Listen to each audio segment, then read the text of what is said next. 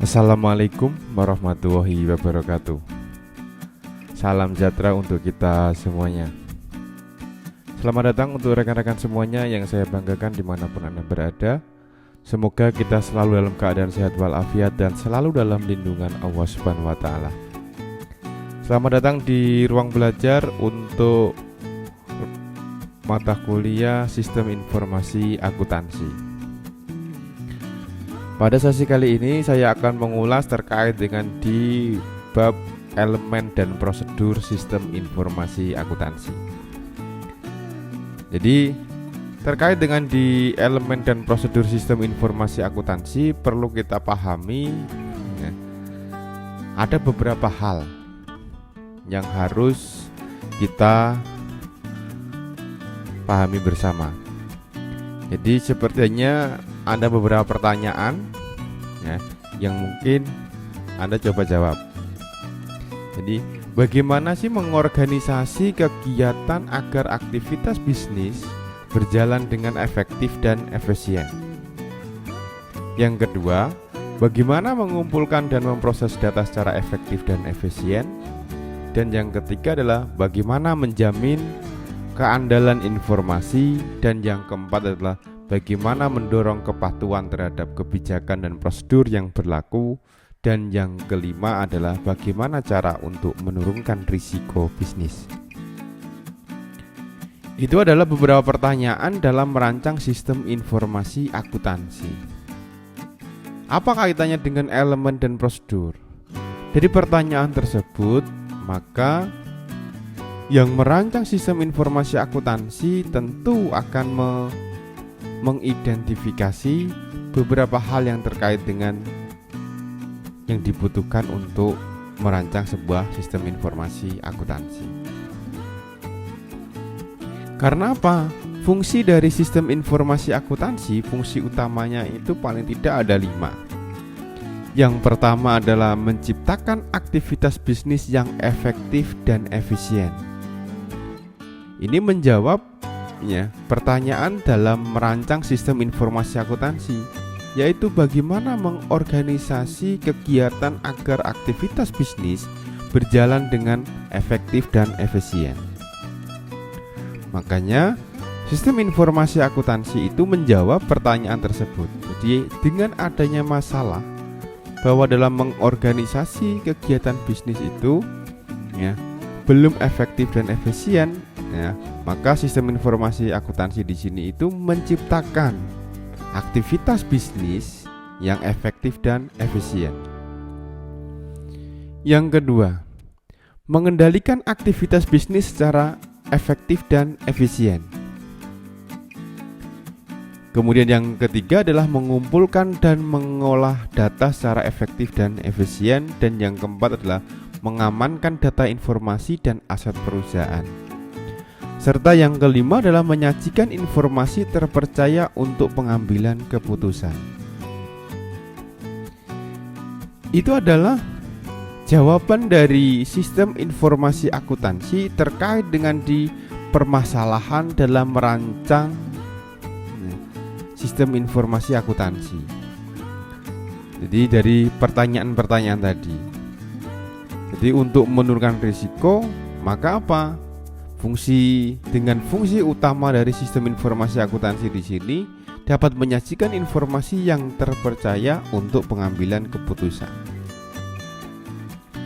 Karena ya, aktivitas utama sebuah organisasi bisnis ya, itu bisa tergambarkan ya, dari sebagaimana siklus sebuah investasi.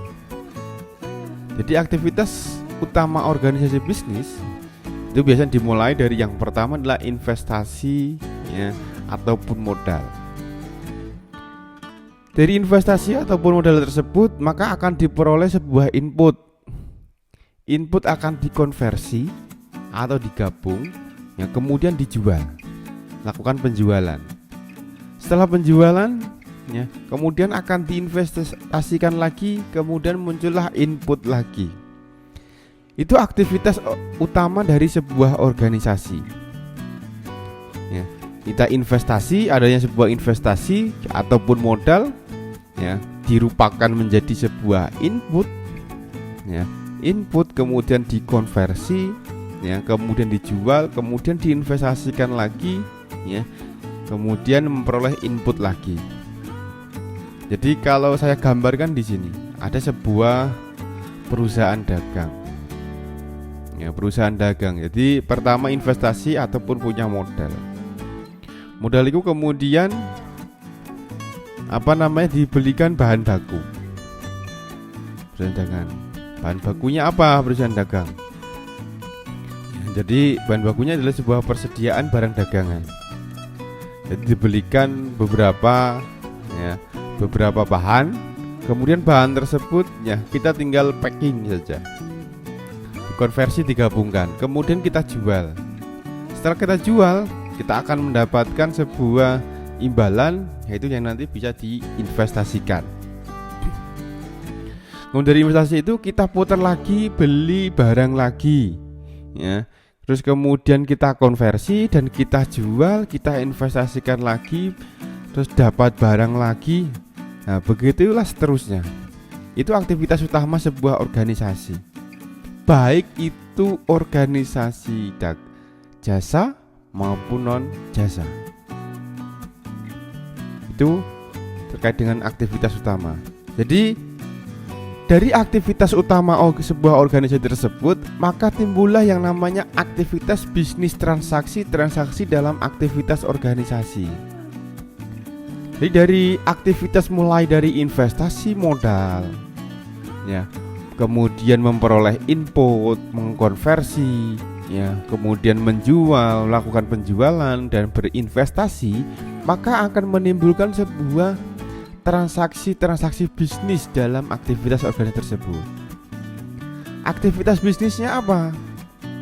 Jadi aktivitas bisnis dari yang pertama investasi modal, itu adalah aktivitas bisnisnya adalah investasi modal. Lalu transaksinya apa? Perolehan modal, penggunaan modal, pengembalian modal.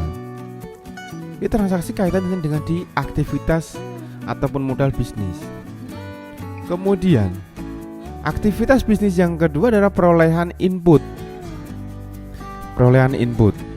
Apa transaksi dari perolehan input itu? Jadi perolehan input itu transaksinya dapat berupa permintaan input, penerimaan input, pencatatan utang, pembayaran utang. Kemudian yang ketiga itu adalah di aktivitas bisnis untuk konversi.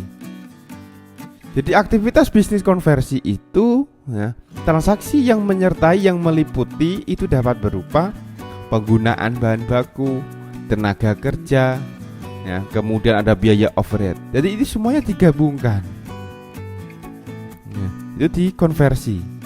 Setelah dikonversi ada aktivitas bisnis yaitu penjualan. Penjualan itu transaksinya apa? Penerimaan pesanan, pengiriman barang, permintaan pembayaran, dan penerimaan pembayaran. Itu adalah aktivitas bisnis beserta transaksinya. Jadi yang masuk di dalam kaitannya di aktivitas bisnis itu ada beberapa hal tadi.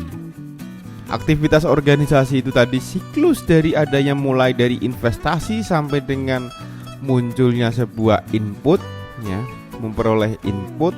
Kemudian dalam aktivitas bisnis ya, dari aktivitas organisasi tersebut itu adalah investasi, peroleh input, konversi, penjualan ya, sepertinya membuat kegiatan dari ya, aktivitas sebuah organisasi dan mengidentifikasi transaksi apa saja dari aktivitas organisasi bisnis tersebut, dari aktivitas bisnis tersebut. Karena apa? Siklus transaksi dari aktivitas tersebut, dari aktivitas organisasi tersebut itu dapat dibedakan menjadi beberapa. Jadi siklus transaksi itu ya, transaksi pada aktivitas utama organisasi yang terjadi secara berulang-ulang. Itu namanya siklus transaksi. Jadi aktivitas atau transaksi yang ada di dalam aktivitas organisasi yang terjadi secara berulang-ulang, berputar berputar. Jadi siklus yang ada itu yang pertama ada siklus pendanaan. Siklus pendanaan ini apa? Jadi siklus pendanaan itu merupakan aktivitas pengumpulan dana, baik dari kegiatan kredit ya, atau mencari pinjaman, ataupun emisi saham, pembayaran dividen, bunga, dan pengembalian utang. Ini siklus pendanaan. Jadi pengumpulan dana, jadi kredit atau emisi saham, pembayaran, dan pengembalian utang. Kemudian yang kedua ada siklus pengeluaran. Siklus pengeluaran itu ya, ada permintaan pembelian, ada pembelian, ada penerimaan persediaan, ya, pengeluaran kas, ya, retur pembelian, dan potongan pembelian. Itu yang masuk di dalam siklus pengeluaran. Ada lagi siklus pendapatan. Siklus pendapatan itu ada mulai dari order pelanggan, penjualan, pengiriman, penerimaan kas, potongan penjualan, retur penjualan, dan cadangan retur, serta kerugian piutang. Itu di siklus transaksi untuk siklus pendapatan. Kemudian ada lagi yang namanya siklus penggajian. Ini yang terkait dengan di sumber daya manusia atau SDM. Apa saja siklus yang ada di dalam siklus penggajian itu? Mulai dari rekrutmen, training, promosi, kemudian penghentian, ada penggajian, dan pajak. Dan yang terakhir ada di siklus investasi. Siklus investasi. Jadi ada apa saja siklus investasinya? Pembelian aset tetap, investasi jangka pendek dan jangka panjang, ya, penghentian aset atau investasi, penerimaan pendapatan investasi. Itulah beberapa hal di siklus transaksi. Jadi ada 5 siklus ya untuk siklus transaksi. Mulai dari siklus pendanaan, siklus pengeluaran, siklus pendapatan, siklus penggajian, dan siklus investasi. Jadi siklus transaksi di dalam aktivitas organisasi ataupun aktivitas bisnis. Contoh kebutuhan informasi ya di dalam kegiatan aktivitas organisasi tersebut, aktivitas bisnisnya. Jadi dicontohkan misalnya aktivitas untuk memperoleh modal. Apa sih keputusan utama dalam memperoleh modal itu? Pasti ada 2 hal biasanya. Berapa banyak modal yang dibutuhkan, dan ini nanti investasi atau kita pinjam. Paling tidak hal itu. Berarti apa? Kebutuhan informasi yang harus disediakan adalah proyeksi dari arus kas, laporan keuangan, dan performan, kinerja, dan seterusnya, dan beberapa laporan yang lain. Itu kebutuhan informasi yang dibutuhkan. Kemudian aktivitas pembelian gedung dan perlengkapan misalnya. Keputusan utamanya apa sih? Ukuran bangunan, jumlah perlengkapan, dan lokasi. Lalu apa kebutuhan informasinya? Kebutuhan informasi itu dapat berupa kebutuhan dana, harga, analisis pasar, ya, peraturan perpajakan, dan seterusnya. Kemudian terkait dengan di aktivitas rekrutmen dan pelatihan SDM. Jadi keputusan utamanya itu dalam menjawab pertanyaan syarat keterampilan, integritas yang diperlukan. Jadi kebutuhan informasi utamanya itu adalah merupakan deskripsi dari tugas. Kemudian ada sejarah pelamar dan keterampilan dari pelamar tersebut. Aktivitas yang keempat yaitu ada di pembelian persediaan. Keputusan utamanya yaitu untuk menjawab pertanyaan model, jumlah pemasok, dan manajemen persediaan.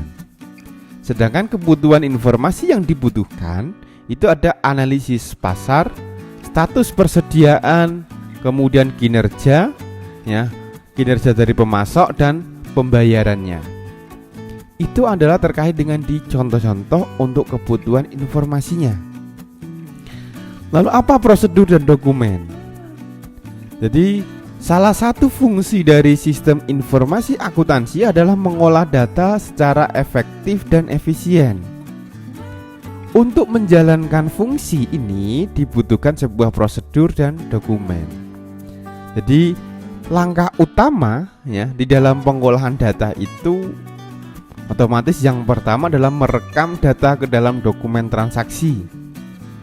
Yang kedua adalah mencatat data ke dalam jurnal secara kronologis. Yang ketiga adalah memposting data pada jurnal ke dalam buku besar dan buku pembantu untuk memilah data berdasarkan kelompok atau jenis rekeningnya. Itu di prosedur dan dokumen. Kemudian apa bedanya sistem manual dan sistem berbantuan komputer? Jadi pengolahan data itu bisa dilakukan. Jadi dari awal tadi terkait dengan di prosedur. Jadi untuk merekam dan mengolah ini, jadi salah satu fungsi dari sistem informasi akuntansi adalah mengolah data secara efektif dan efisien. Sedangkan pengolahannya itu dapat dilakukan secara manual maupun berbantuan komputer. Jadi pengolahan data itu dilakukan secara manual atau berbantuan komputer jika pengolahan data dengan sistem manual, jadi dilakukan secara manual itu disebut sistem manual. Dan jika pengolahan data dengan bantuan komputer, maka rancangan sistem tersebut disebut dengan berbantuan komputer atau computer based information system. Jadi CIBIS CIBIS ini berbantuan komputer. Kemudian apa peran akuntan dalam perancangan sistem informasi akuntansi? Jadi peran akuntan dari dalam perancangan sistem akuntansi di sini itu menjadi punya peran yang sangat besar. Jadi peran akuntan dalam sistem informasi akuntansi itu paling tidak yang pertama adalah sebagai arsitek sistem informasi akuntansi atau sebagai perancang skenario sistem pengolahan dan pelaporan data. Itu akuntan. Arsitek sekaligus merancang skenario pengolahan dan pelaporan data. Jadi itu di dalam perancangan sistem informasi akuntansi. Dan juga akuntan berkolaborasi dengan ahli bidang lain, terutama misalnya di bidang teknologi informasi. Untuk apa? Untuk mewujudkan skenario yang telah dibuat, dirancang, itu diimplementasikan dalam sebuah sistem, dalam sebuah alur yang terdokumentasi yang dilaksanakan dengan komputer. Itu peran akuntan dalam perancangan sistem informasi akuntansi. Kemudian dokumen transaksi. Jadi dokumen transaksi atau source dokumen itu merupakan media atau formulir yang bisa berbentuk kertas ataupun elektronik, komputer screen, yang berfungsi apa? Yang pertama adalah untuk merekam data. Merekam data di sini adalah mendokumentasikan transaksi, mengotorisasi transaksi, dan memerintahkan kegiatan. Itu fungsi dari dokumen transaksi. Yang kedua adalah pengendalian transaksi bernomor urut tercetak, ini terutama.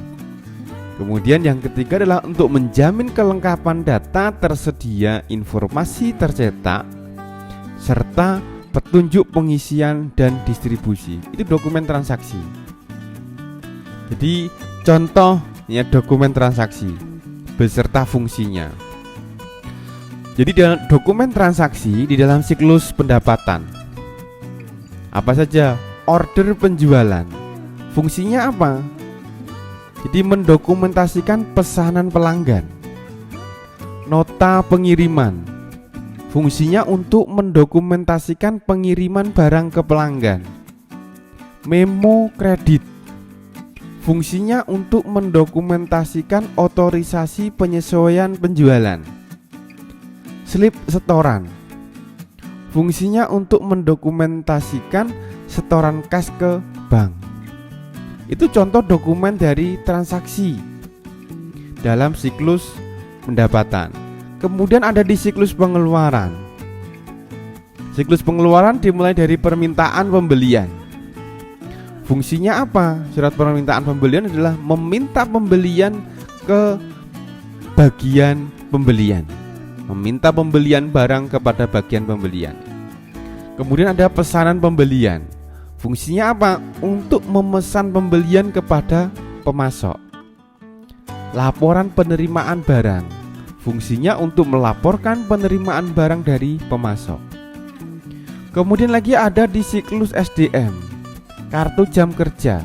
Fungsinya untuk apa? Mendokumentasikan jam kerja. Kemudian ada di sistem buku besar dan pelaporan. Ya, sistem buku besar dan pelaporan. Jadi ada yang namanya jurnal dan voucher. Fungsinya untuk apa? Mendokumentasikan data transaksi secara kronologis. Ini contoh dokumen dan transaksinya.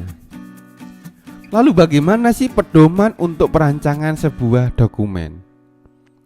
Jadi ada banyak hal yang masuk yang menjadi pedoman dalam perancangan sebuah dokumen. Jadi paling tidak ada yang namanya pertimbangan umum. Jadi informasi tercetak dibuat selengkap mungkin. Ukuran kertasnya juga dirancang dengan tepat. Tulisannya itu menarik dan informatif, ya, memenuhi berbagai tujuan penggunaan. Kemudian petunjuk pengisian cukup jelas. Formulir, ya, tindasan berwarna lain, ya, atau apa namanya double rangkapnya itu berwarna lain. Jadi ada bagian atas dokumen, ya. Bagian atas dokumen itu bisa berisi nama formulir tertulis dengan jelas, ya. Kemudian bernomor urut tercetak di sudut kanan atas, ya. Jika formulir akan dikirim ke luar perusahaan, nama dan alamat perusahaan tercetak di dalam formulir dengan jelas. Bagian tengah dokumen itu biasanya berisi informasi dikelompokkan secara logis. Tersedia cukup ruang untuk mencatat data. Data diurutkan dengan baik, ya. Tersedia penjelasan standar, pengisian cukup dengan memberi tanda tertentu. Dan di bagian akhir dokumen itu tersedia ruang untuk mencatat disposisi, ruang tanda tangan untuk otorisasi, ya, ruang tanggal, ya, disposisi ataupun otorisasi, dan ruang untuk penulisan jumlah serta distribusi tindasan dokumen tertera jelas di bagian akhir dokumen. Jadi dicontohkan di sini dokumennya itu berupa kaitannya di jurnal, buku besar dan buku pembantu. Jadi setiap transaksi dicatat dalam buku jurnal, kemudian diposting ke dalam buku besar dan buku pembantu. Lalu apa jenis dari jurnal itu? Jadi jenis dari jurnal itu yang pertama ada yang namanya jurnal khusus, spesialis jurnal. Jadi untuk membukukan transaksi rutin. Jadi aktivitas-aktivitas, ya, biasanya penggunaan jurnal khusus itu, ya, untuk aktivitas-aktivitas yang mungkin aktivitasnya sangat besar, sangat tinggi, sangat banyak, maka dibuat jurnal khusus. Jadi ada sales journal atau jurnal pembelian. Ini adalah untuk mencatat pembelian secara kredit. Ada jurnal penjualan, ya. Jadi yang pertama tadi sales journal, jurnal penjualan. Pembelian tadi purchase journal. Jadi jurnal penjualan atau sales journal ini adalah untuk mencatat penjualan secara kredit. Kemudian ada lagi, ya, cash receipt journal, jurnal penerimaan kas untuk mencatat seluruh transaksi penerimaan kas. Nah, kemudian ada lagi yang namanya jurnal cash payment journal. Jadi jurnal pengeluaran kas untuk mencatat seluruh transaksi pengeluaran kas. Kemudian ada jurnal umum atau general journal. Jadi untuk mencatat transaksi tidak rutin atau jarang terjadi, yang tidak bisa dicatat dalam jurnal khusus.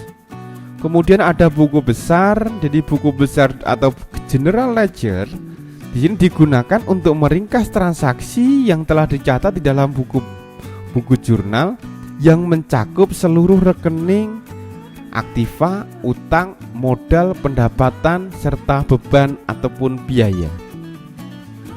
Ini di jurnal buku besar dan buku pembantu. Buku pembantu itu sendiri atau subsidiary ledger itu digunakan untuk apa? Merinci saldo buku besar yang perlu dirinci. Misalnya apa buku pembantu itu? Ada piutang dagang, ya. Kemudian buku besar, ya, yang berhubungan dengan buku pembantu, ya, akan ada rekening kontrol, ya, akan ada rekening disebut dengan atau nama lainnya adalah rekening kontrol. Kemudian ada buku besar digunakan sebagai dasar pertama adalah penyusunan laporan keuangan. Sedangkan buku pembantu digunakan sebagai dasar penyusunan laporan manajerial. Jadi buku pembantu itu untuk manajerial, kalau buku besarnya adalah untuk laporan keuangan. Jadi nama dari masing-masingnya jurnal serta kegunaannya. Jadi jurnal khusus. Jadi ada yang namanya jurnal penjualan, ini untuk mencatat penjualan kredit. Jurnal penerimaan kas untuk mencatat transaksi penerimaan kas dari berbagai transaksi. Jurnal pembelian ini untuk mencatat pembelian secara kredit, ya. Kemudian ada jurnal pengeluaran kas untuk mencatat seluruh pengeluaran kas. Kemudian ada yang namanya di jurnal umum untuk mencatat transaksi tidak rutin serta untuk mencatat jurnal penyesuaian. Buku besar dan buku pembantu. Jadi buku besar di sini untuk mengklasifikasikan aktiva, utang, modal, pendapatan, dan biaya secara keseluruhan. Buku pembantu itu meliputi piutang dagang, ini untuk mencatat detail piutang setiap pelanggan. Ada utang dagang untuk mencatat detail utang kepada pemasok. Persediaan untuk mencatat detail dari persediaan. Aktiva tetap untuk mencatat detail dari aktiva tetap. Rekening pendapatan untuk merinci elemen pendapatan hasil penjualan. Rekening beban juga sama untuk merinci elemen dari beban. Elemen penting dalam sistem pembukuan. Apa saja sih elemen penting dalam sistem pembukuan?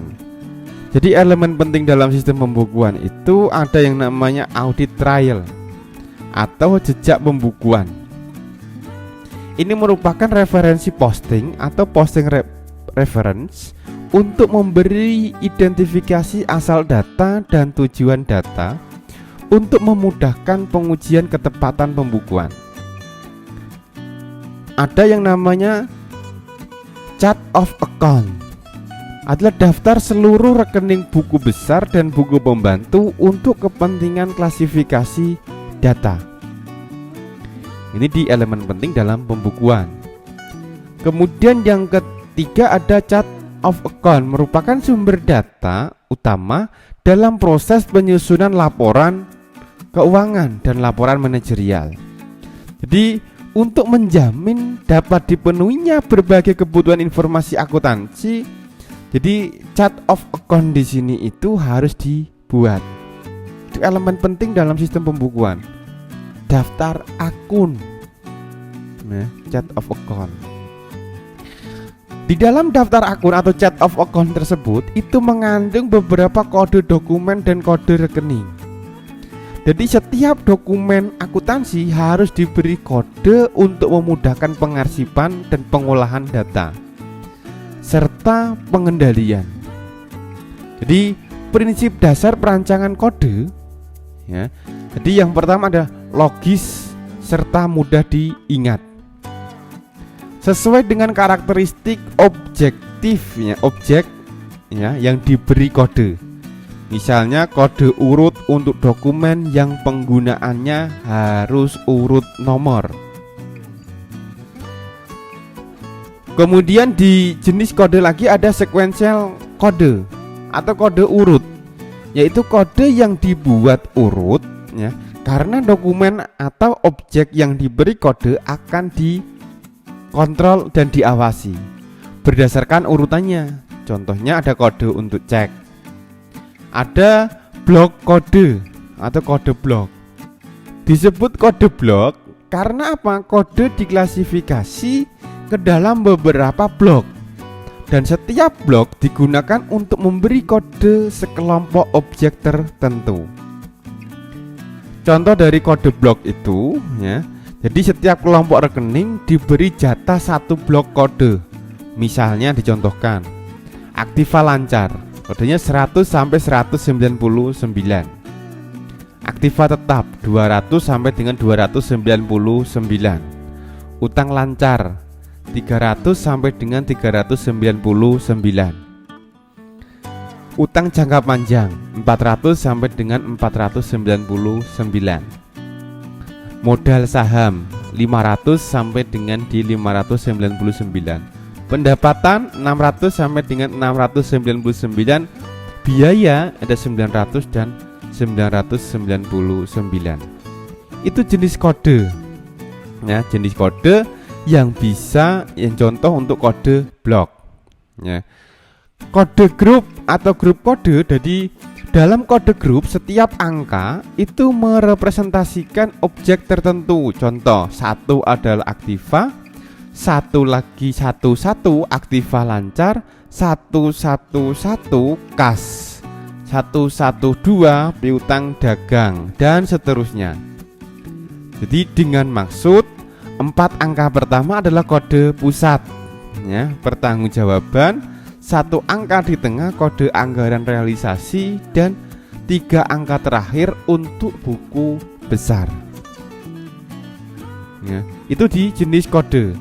Kemudian ada kode kombinasi. Dan dalam menyusun kode ada kode kombinasi atau numerik kode, yaitu kode yang dibuat dengan mengkombinasikan huruf dan angka.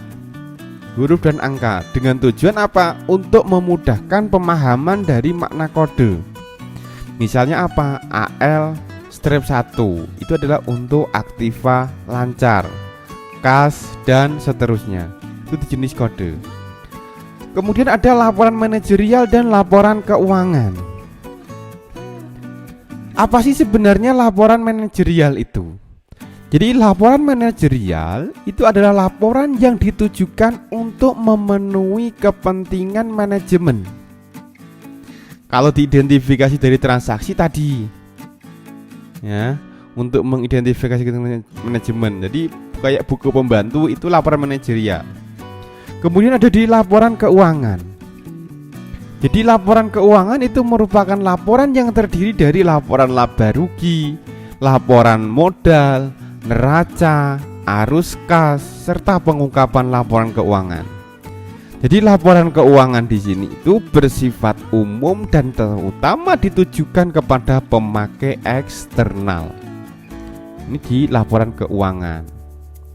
Jadi contoh dari laporan manajerial itu ada yang namanya anggaran atau budget. Jadi anggaran di sini itu merupakan perencanaan yang dinyatakan dalam satuan uang. Misalnya anggaran kas, anggaran biaya tenaga kerja, dan seterusnya. Selain anggaran ada yang namanya laporan kinerja atau performance reports. Jadi laporan kinerja di sini itu adalah laporan tentang pencapaian prestasi berupa perbandingan antara realisasi dengan anggaran atau dengan angka pembanding yang lain. Jadi bisa saja laporan penjualan per jenis produk, ya, per divisi, per area, dan seterusnya.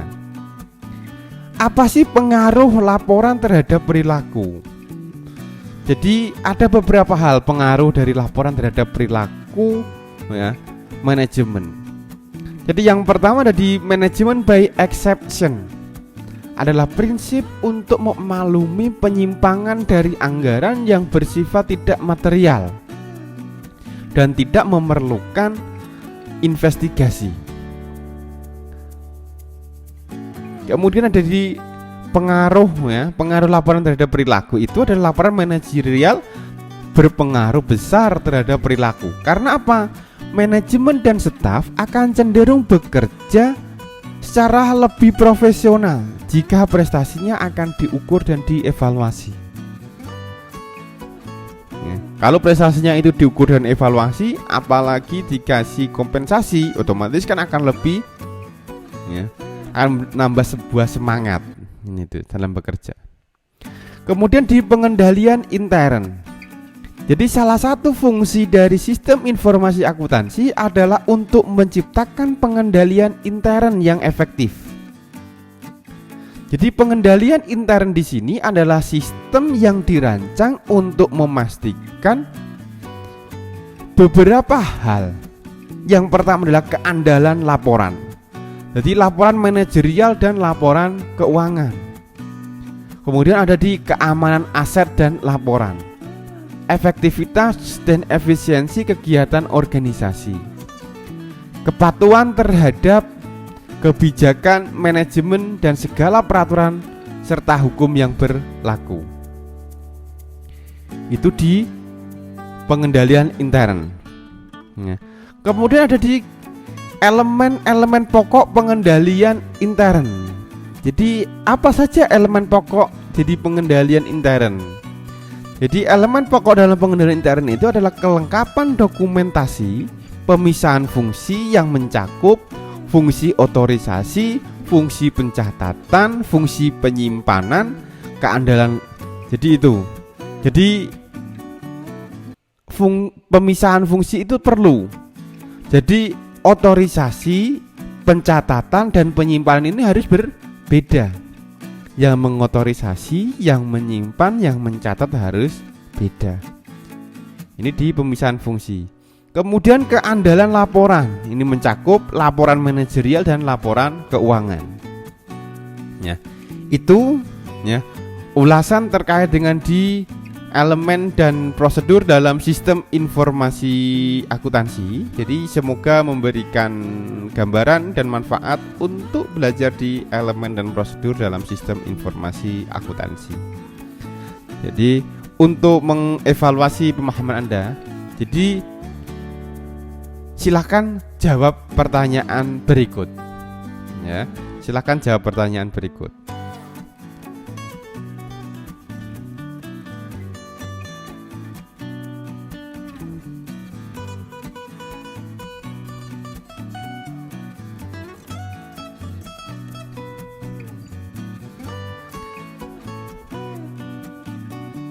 Hasil jawaban pertanyaan bisa, ya, bisa diketik dalam sebuah file, ya, Microsoft Word, ya, Microsoft Word, di mana dengan menyertakan nama, NIM kelas, kemudian pertanyaan, jawaban, pertanyaan, jawaban, pertanyaan, jawaban, ya, kemudian dikirim di LMS.